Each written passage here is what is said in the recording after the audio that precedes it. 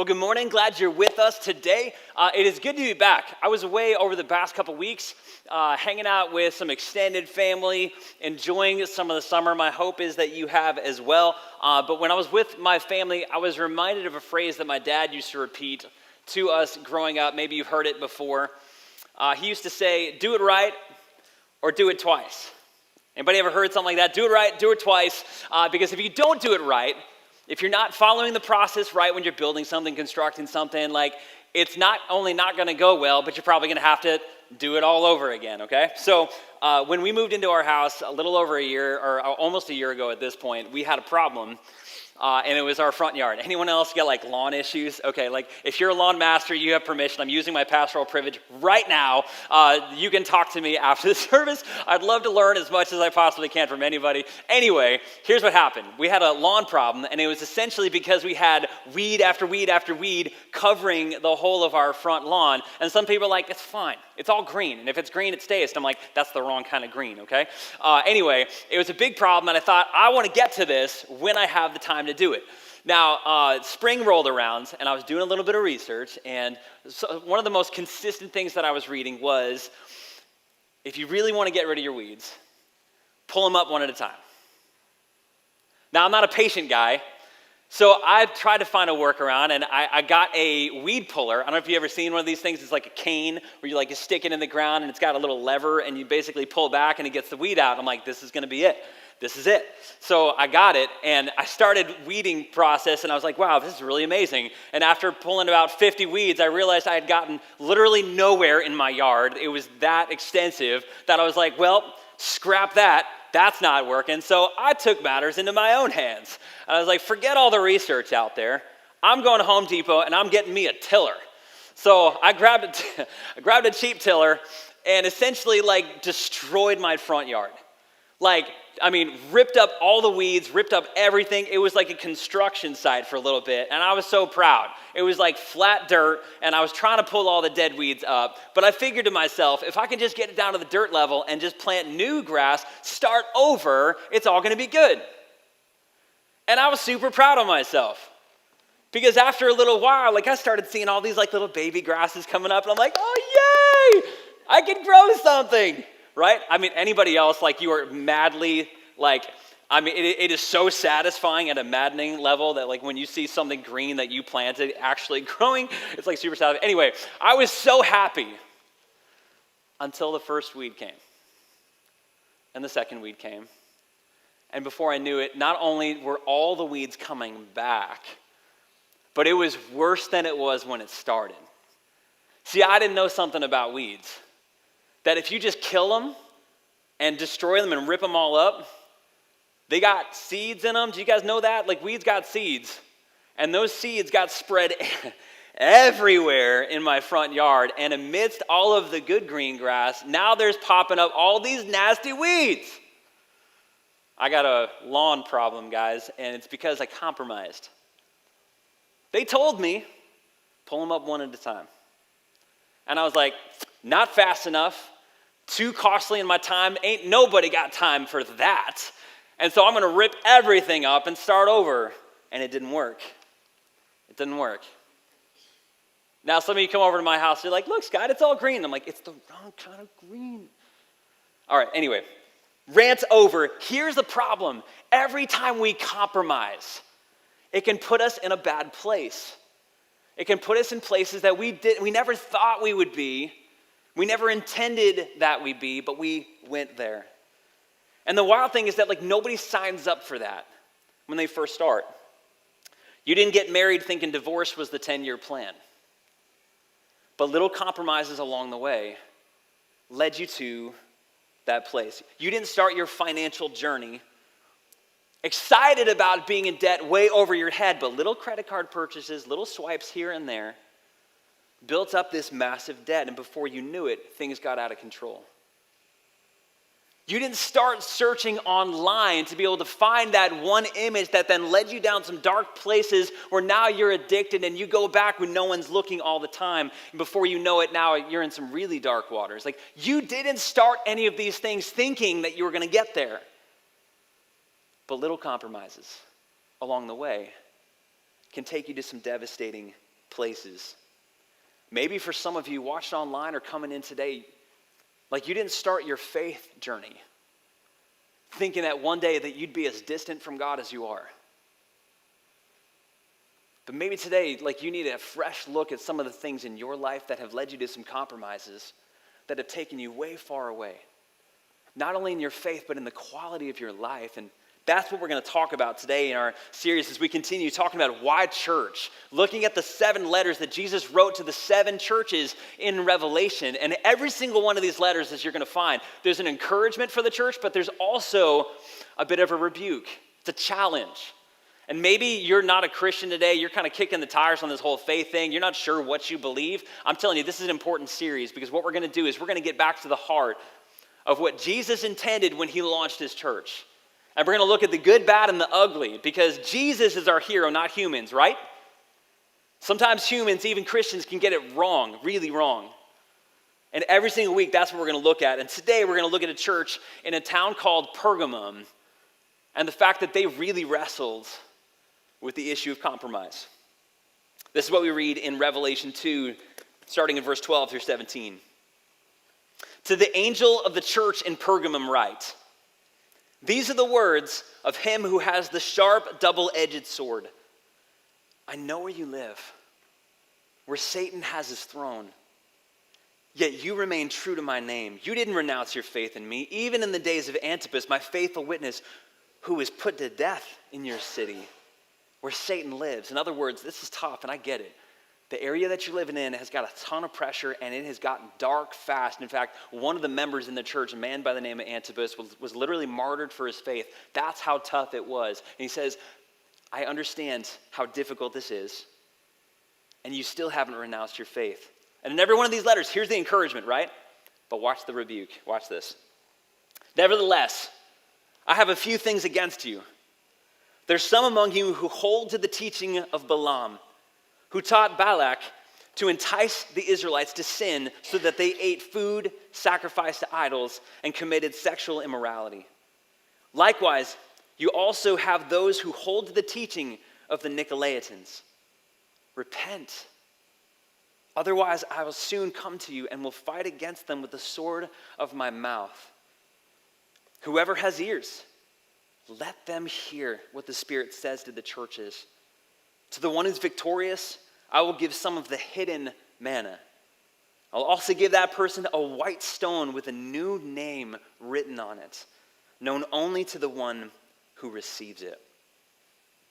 There's a lot of language to unpack in this, and we had a short time to be able to unpack it, but let's start with the setting of this church in Pergamum. Pergamum was a large city in Asia with about 120,000 to 200,000 people. It was a city of influence.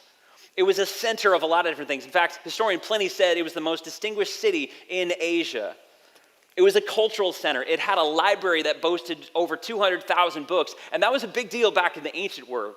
In fact, the word parchment says to have originated in Pergamum here. That's how influential this was and all of the influence and writings that came out of this city. It was a cultural center. But not only that, it was a center for a particular cult. It had a lot of different deities that people would worship, but one in particular that really held the most amount of sway. And it was the cult to the empire. This was the center of the imperial cult where the worship of the empire and the emperor was at its core. In fact, they had a temple that was dedicated to Caesar Augustus at the time. Now, this was incredibly important because back in the day, if you had loyalty to the empire, things were fine for you. But if you were disloyal to the empire, especially in Pergamum, they had the authority to wipe you out. Because allegiance to the empire was literally everything about their social order. And if you did not adhere to Caesar is Lord, you could throw everything off. That's how they reasoned. You could incur the wrath of the gods. You could throw off all the social hierarchy. And if you were that person, you were a threat to the society. Now, most people back at the time were polytheistic. They believed in a lot of different gods. And so they said, well, that's fine with us. Caesar's Lord, that's fine. I mean, I'll do whatever to keep the peace, right? Now, there was one group that had an exception, and it was the Jews. The Romans were fine with the Jews worshiping their one true God. And they were protected actually under Roman law to worshiping this one true God because Rome reasoned essentially, this is one small religious sect and they're really not that important. So let's just kind of let them have their thing. They don't really impose a threat on the Roman Empire anyway, and so let's just let them have their thing. And so everything seemed peaceful for a time until a small group of Jews in the first century started following a man that they claimed to be the Son of God, who came and died on their behalf, and they saw him die, and then some of them claimed to have seen him rise again from the grave 3 days later, and it set these radical Jews on a completely different trajectory. Not only were they following in a completely different way from all the other Jews at the time, but they started breaking all sorts of boundaries. They weren't just a small Jewish sect relating to a small Jewish ethnic group. They started influencing all sorts of people around them. And it wasn't just Jewish. They started including Romans and Greeks, slaves and free Middle Eastern people, Asian people, and even North African people in these communities. It started spreading like crazy. And even in the middle of persecution, this small group started posing a threat to the Roman Empire. They were doing things they weren't supposed to do, and so they couldn't just protect them anymore. They were now a threat. It's in Asia, actually, that these people started being called Christians. And in the middle of this real threat, one of the members of this church in Pergamum lost his life for one reason. He was not willing to say, Caesar is Lord. His name was Antipas. And history tells us that he was probably roasted to death in a bronze cauldron simply because he was unwilling to compromise. It was a steep price. The cost was high. And this is why John says, I know where you live. The place where Satan has his throne. Like, it's tough out there. The pressure is mounting and it's difficult. Now, in all of this, the church is commended for not having broken away from Jesus. They were still loyal to Jesus, even in the middle of this persecution. Jesus says, I see that you're still faithful. I see that you're still wanting to trust in me and to claim me as your Lord and your Savior. But really, they started seeing some of the pressure out there around them. And they started to drift a little bit. Not in terms of their loyalty to Jesus, but what it meant on a day-by-day basis. You see, they wanted Jesus without the cost. And so they were willing to make little compromises here and there to keep the peace. Anyone teach your kids, like, compromise is good sometimes? You know, like when they're playing with their monsters, like one's playing with a monster truck, one's playing with a doll, and they just can't get along. You're like, compromise is good, right? You can compromise a little bit on your side, you compromise a little bit on your side, just keep the peace. You know, as long as you both make some sacrifices and compromises, like, that's a good thing. You can maintain peace when the kids are able to play, and a little sanity from mom and dad, right? Like, we teach compromise sometimes as a good thing. But in this situation, compromise, just to keep the peace, was ruining their soul and what God was trying to do in that community. You see, they were fine claiming Jesus on Sundays, but when it came to Monday through Saturday, they wanted to blend in. Anybody else tempted? Maybe you show up on Sundays, maybe you watch online on Sundays, and you're just like, man, I love Jesus. But when it goes back to the Monday through Saturday routine, like, your goal is to blend in. And I know some of the conversations at work are a little off color, but you know what? I'm just going to kind of hang in there with them and all of that because it's a way for me to continue to kind of keep a rapport in the office and to get ahead and climb that corporate ladder. I know that there's some cheating going on, like, and some things aren't reported the way they should, but you know what? It's really not that bad. Like, is it even harming anybody anyway? And I know that, like, looking at my phone all the time and just being super busy, like, I know that's not a good thing, but man, everyone's doing it. And if everyone's doing it, I mean, how am I supposed to live in this world if I'm not glued to my smartphone? Right?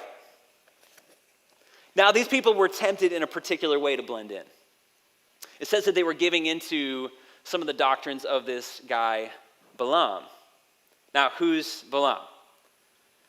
Balaam was an Old Testament prophet that was actually hired by the king of Moab to pronounce a curse on the Israelites. Balak was the king, and he's like, hey, you're a prophet, and I'm seeing all these Israelites. This is when God had rescued the Israelites out of Egypt, out of being slaves for 400 years, and they're now marching towards the promised land, and Moab's kind of getting scared about all of this, and they're like, hey, prophet, could you go pronounce a curse on them? I'm getting threatened by these people that could take all the stuff that we have, and so could you just pronounce a curse? And Balaam was like, sure, because Balak was offering a ton of money. And along the way, all sorts of crazy things happened, and God basically got this pagan prophet's attention and said, there's no way that you're going to be able to pronounce a curse because these are my people. And every single time the king tried to pay this guy off to pronounce a curse, everything that came out of his mouth was a blessing over the people of God, drove the king nuts. Now, I don't know if you knew this part of the story, but Balaam was saying, I can't curse these people, but here's another way. Can I show you a sneaky way to disrupt these people? You can't attack them head on. Because, by the way, anytime the people of God is attacked head on, they thrive. In persecution, the church of God, the people of God always thrive. But he's like, I got a better idea. Why don't you try to disrupt them from the inside out? Entice them to be their own worst enemy. Watch this. Numbers 31:16, this is what it says. It says, they were the ones who followed Balaam's advice and enticed the Israelites to be unfaithful to the Lord in the Peor incident, so that a plague struck the Lord's people. In other words, we can't attack them head on, but if we can scatter some seeds on the inside, they're going to start compromising. And when they compromise, they beat themselves. We can't attack them head on. Can we be honest about something? As Christians, as followers of Jesus in the 21st century, our main threat is not real persecution. And I know some of you might feel a bit marginalized in your job or marginalized in the broader culture or in the mainstream media that doesn't exactly paint Christians in the right way, but can we be honest? Nobody's going to the guillotine for their faith, not yet. The real threat is not the outside at us. The real threat is from the inside out. See, the enemy knows how to play. And his main tactic is not just to get someone to attack you, but for you to attack yourself. And for us to attack each other on the inside, and it's through making all sorts of compromises, blending in with the society around us, just kind of being just like everyone else. And in the process, we start eating away at our own souls and at the community that God wants to protect and use as a blessing for the world. There's a lot at stake in this. And so every single time we're tempted to compromise in little ways, we are derailing ourselves from the life that God has for us and the mission that he wants to accomplish in this world. Numbers 25:1-3, he says it again. He says, while Israel was staying in Shittim, the men began to indulge in sexual immorality with Moabite women who invited them to the sacrifices to their gods. The people ate the sacrificial meal and bowed down before these gods. And so Israel yoked themselves. Notice that. They got spread these lies. They bought into those lies. They started compromising and they beat themselves. That's how the enemy plays. So here's the first thing that I encourage you to write down as we wrestle with this today. We have to accept that to stay faithful to God, compromise somewhere is compromise everywhere. Compromise somewhere is compromise everywhere. And hear me right on this one. I do not want you walking away saying, oh man, he just told me that if I don't get it perfect, it's all over. That's not what I'm saying. But when it comes to your ultimate allegiance, what has your main attention, what has your heart and your desires, what you're giving your time to, that when you compromise in little ways, it can lead to some disastrous consequences. I recently came across a story of a man who is passionate about helping people around the world find hope in Jesus Christ. And he actually set up as a missionary in China. And for a while, was really dedicated to being a missionary in that field of China until he started seeing some things that were happening in there that were so wrong, We're talking sex trafficking, legal issues that were binding people from not only living life the way that God intended, but from also hearing about Jesus. And he got this divine calling in that moment. I can use you better as a lawyer than I can as a missionary. And so he found this calling, really kind of got captured by it, and he came back to the States and went to Georgetown to pursue law, got his law degree, and everything seemed to be going great because he graduated top of his class. He was in an amazing law firm. And then along the way, he started having these debilitating panic attacks in the middle of the night. I mean, every single time he'd go to bed with dread because he knew that he'd lose sleep. His mind would be racing. And eventually he gave himself into sleeping pills. And those sleeping pills were so strong that yes, they'd knock him out, but they'd also give him vicious thoughts in the middle of the night, leading even to suicidal thoughts, mood swings that were uncontrollable during the day. And when he finally ditched the pills, he went to drinking. And eventually went to binge drinking just to medicate and get out of the anxiety that was plaguing him. He went from a missionary out to China to coming back to the States and a medicated lawyer. How did that happen? Hear me right when I say this. It's not because he went from being a missionary to a lawyer. There are some lawyers that are divinely called by God and needed in that industry to effect change in law and defend people. No question about it. The compromise happens when he didn't pay attention to the health of his life. The rhythms that he was giving himself to get ahead and to get top of his class was the fact that he was studying at all hours of the night, never paying attention to the fact that he needed actual rest. He was saying yes to everything and no to nothing. He wasn't making time for his own soul, wasn't making time for God, was ignoring some of the warning signs out there and ignoring the fact that just studying at all hours and taking sleeping pills like everybody else was actually going to lead to some harmful consequences. He was ignoring all of that. Little compromises, again and again and again and again, took him way off course. Anybody resonate with that? I mean, it's little compromises. But compromise always kills, and compromise somewhere is compromise everywhere. Now, one of the things that this church in Pergamum was really tempted to do in following the advice of Balaam was going to these idol feasts and engaging in sexual immorality. Now, you have to understand, idol feasts it was a festival that happened all throughout the week, and anybody who was anybody would show up at these things. Your boss and the people that you needed to make business deals with, the people that you needed to get to know, to be able to get approval in your industry and get ahead, they were all there. And it was all attached to this imperial cult. And if you didn't sacrifice along with the way that they sacrificed, which not only included a worship of the emperor and to certain gods, but also included some not so clean sexual behavior, if you didn't do that, not only could you not get ahead in your job, but you'd actually might even be labeled disloyal to the empire. And as we just learned, if you're disloyal to the empire, it could literally be curtains for your life.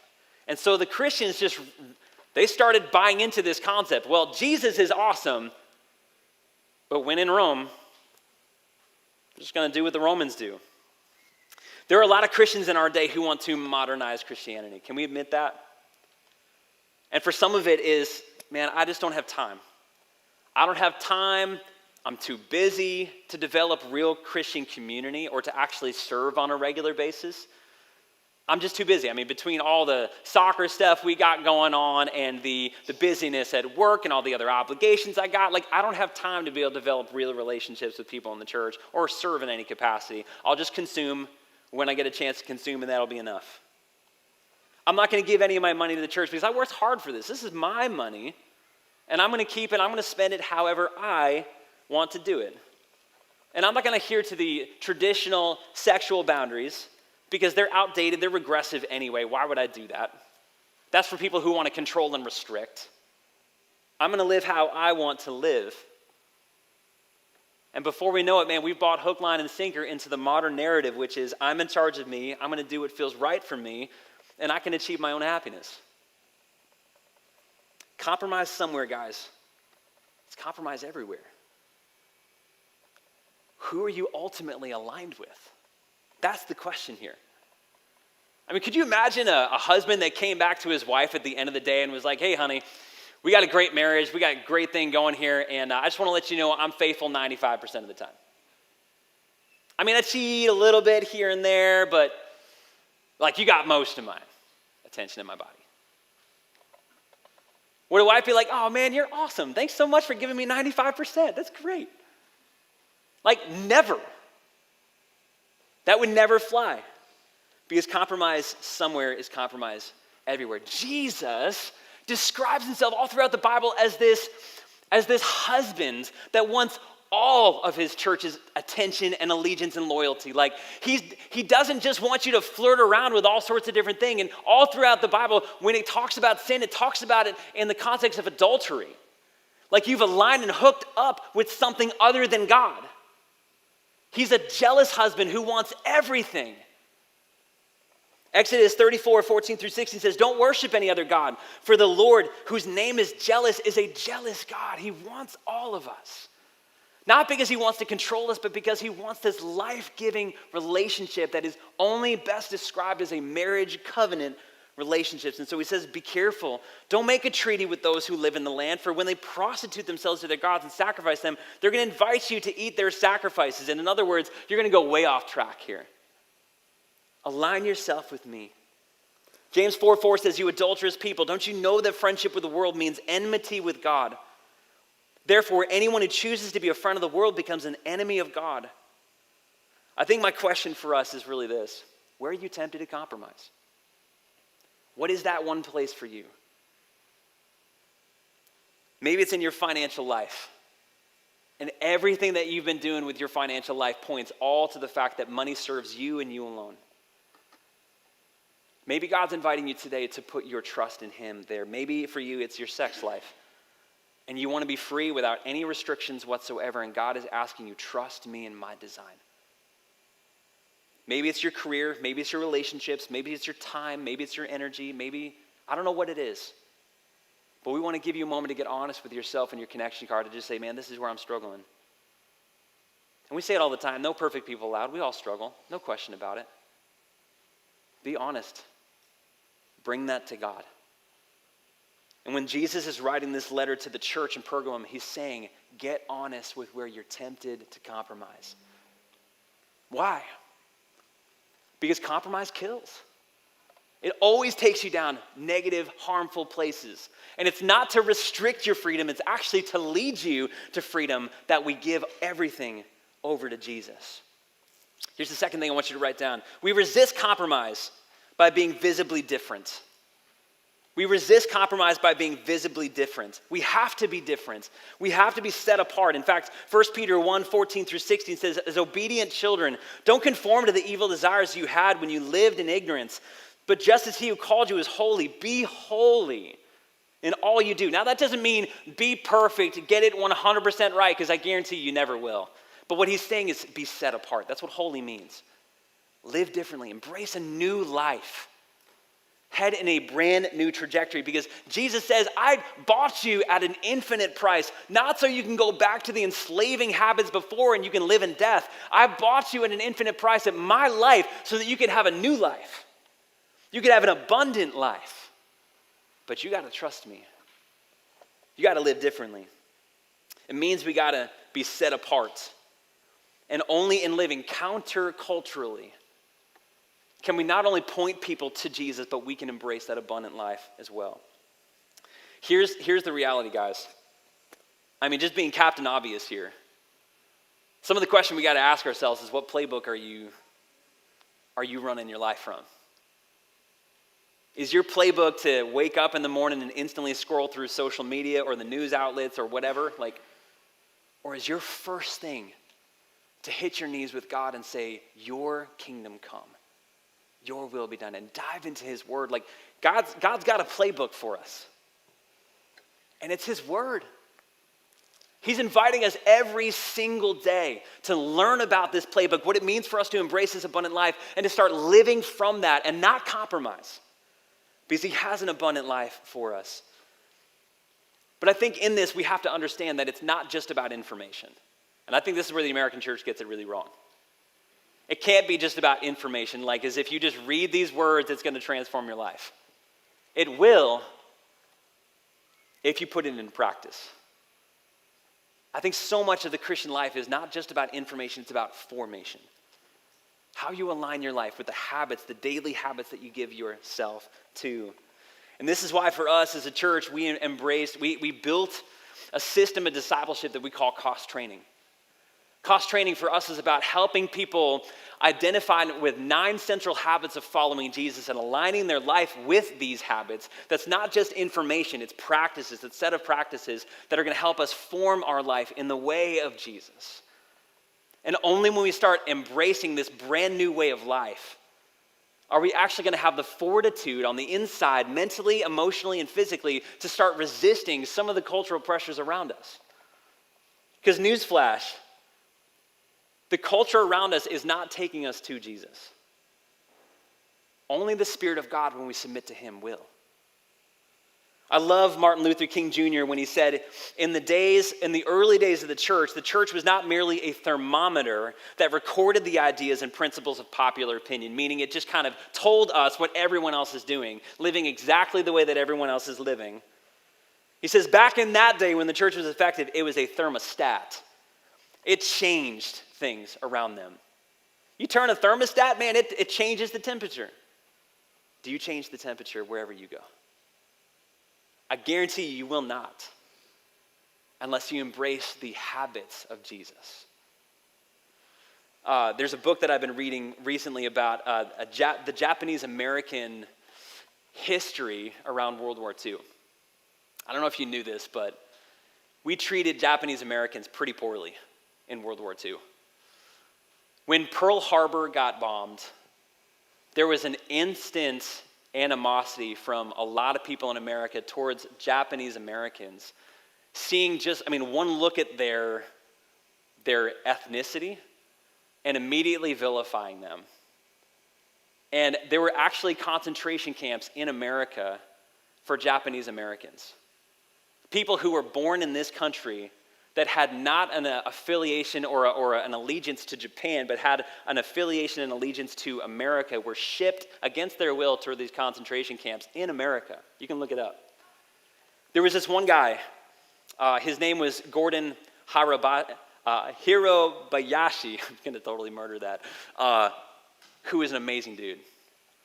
He was a Christian, he was a Japanese American, and he lived by a thermostat, not a thermometer. When everyone else was told by edict of the United States to get shipped off into these concentration camps against their will to go there, so many of them signed the papers and said, we're going to do it, even if we're doing it kick and screaming, we're going to just go ahead and conform to this. We're going to compromise. But he said, not me. And he even asked people, he's like, did the Constitution just get suddenly suspended? I was born an American. I've got certain inalienable rights. And so I'm not signing nothing. And they were like, you have to sign. And he's like, no, I don't. Now, he was respectful and loving about it. But one thing that he said that really stood out to me, and I think this ought to be the battle cry for every follower of Jesus. He says, I can't sign it. What you are going to do as a result of my inability to sign, that's for you to determine. I don't make my decisions on the basis of what I think you're going to do. In other words, I'm not going to be ruled by all the influences outside of me. I run my life on a different playbook. And I follow the one true God. Now, the crazy thing is this guy was put in prison against his will, and when he went to prison, because he lived by a different playbook, he started changing the culture of everything around him. People's lives, even in these prisons, were getting better because this guy was a thermostat. He brought Jesus with him into those prisons. He brought Jesus into the way that the prison guards were even influencing other people. He raised the temperature because he was running his life by a different playbook. He was unwilling to compromise. And that's what we're invited to do. Now you might say, well, why am I going to do that? I mean, if I'm going to get thrown into prison, if I'm going to be belittled, if I'm not going to get ahead, if I'm not going to get top of my class, if I'm not going to get the entertainment that I want, why would I do this? Here's the last thing. Because in not compromising, we get to the last thing here. receive the supernatural resources and hope that God freely offers. We get to receive this. That when you don't compromise, you get something supernatural from God in a way that you couldn't get otherwise. This is what's so amazing about God. In Romans 8:18-21, it says, I consider that our present sufferings are not worth comparing with the glory that will be revealed in us. For the creation waits in eager expectation for the children of God to be revealed. The creation was subjected to frustration. It's hard at times. The pressure is mounting. And yes, you're going to get tempted to get thrown off and to buy into all sorts of different things. I get it. It's frustrating. But not by its own choice, but by the will of him who subjected it, in hope. Watch this. That the creation itself will be liberated from its bondage to decay and brought into the freedom of the glory of the children of God. Yeah, it's going to get hard sometimes, but we have a different hope. That when we stay faithful to Jesus, he's got something better for us. Better for us. Did you catch this too? When things get hard out there, you don't need to defend yourself. Jesus will defend you. That's what I love at the beginning of this, where it says, to the angel of the church in Pergamum write, these are the words of him who has the sharp double-edged sword. Jesus is that one. Yeah, Pergamum in the city might threaten, we're going to snuff you out if you don't bow the knee to the emperor. But guess who's got the ultimate sword? Jesus. At the end of the day, there are going to be people who either follow him or don't follow him, and he's going to have an eternal judgment. We can trust him. And when you get pressure, when there are people who are in your face and trying to get you to not bow the knee to Jesus and to compromise in all sorts of different ways, you can trust God. Because at the end of the day, he's got you. He will defend you. There's someone in our church, actually, I'm super proud of. He was working in his job a number of months ago and had just gotten the job. He was in the job maybe 6 months. And it became increasingly clear to him that the business practices were unethical.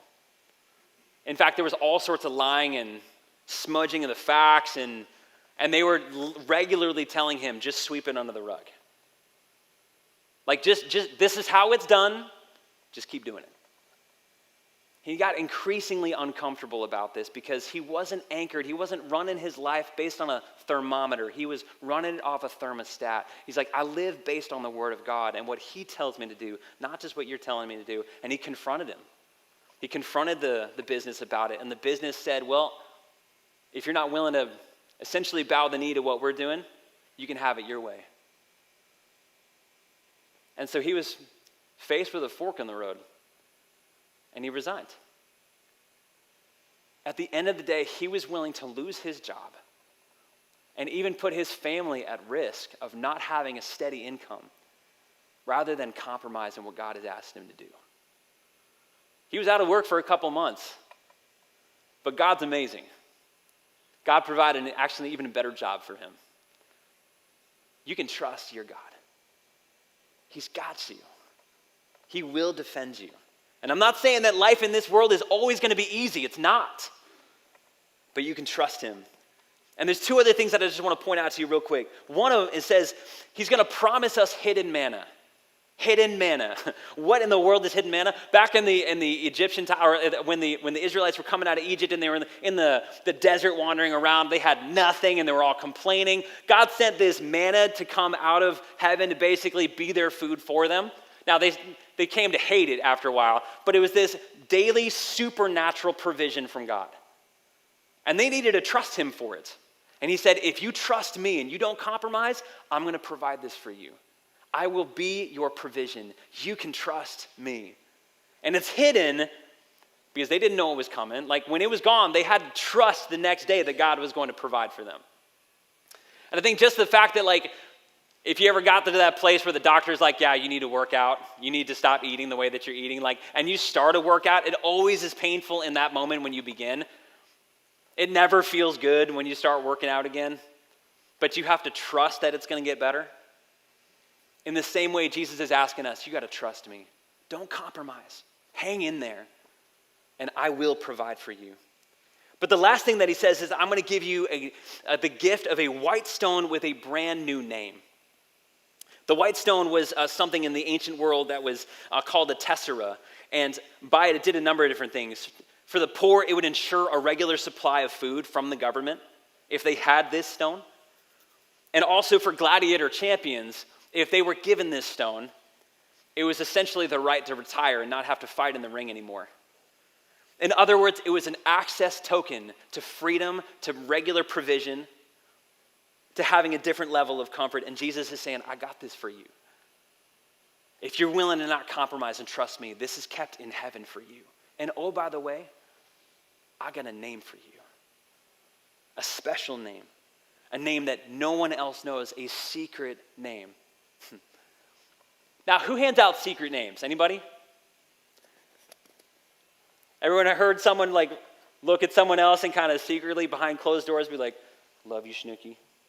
Sweetums, like sugar pie, You know that moment like in Remember the Titans where like the dude's on the phone with his girlfriend and she's like, say it, you got to say it. And he's like looking at all the guys around him when he's playing football and he's like, I love you, sugar. And they're all like, ah!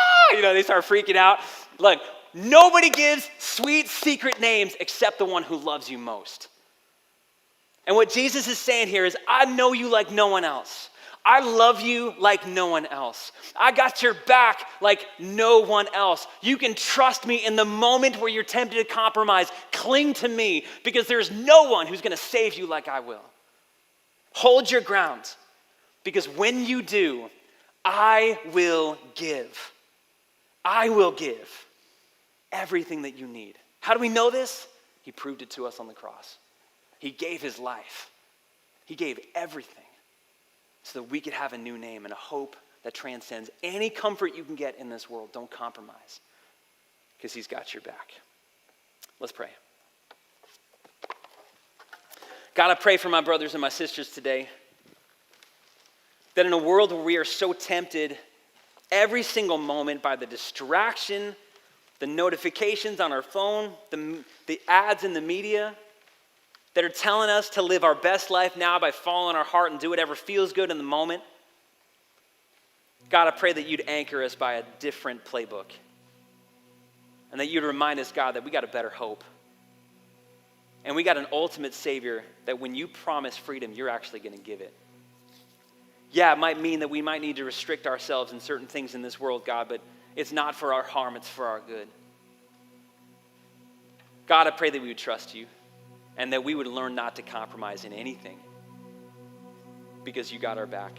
We love you. We thank you that you sacrificed everything, that you ultimately put on the ultimate restrictions on yourself. That when you walked into this world, you allowed yourself to be hidden enough that people wouldn't recognize you immediately as God. You allowed yourself to be powerless to enter into a human body. You allowed yourself to become a servant and ultimately obedient to death so that you could win us our freedom back. Thank you that you didn't compromise, God. May we follow you and trust you in that. In Jesus' name, amen.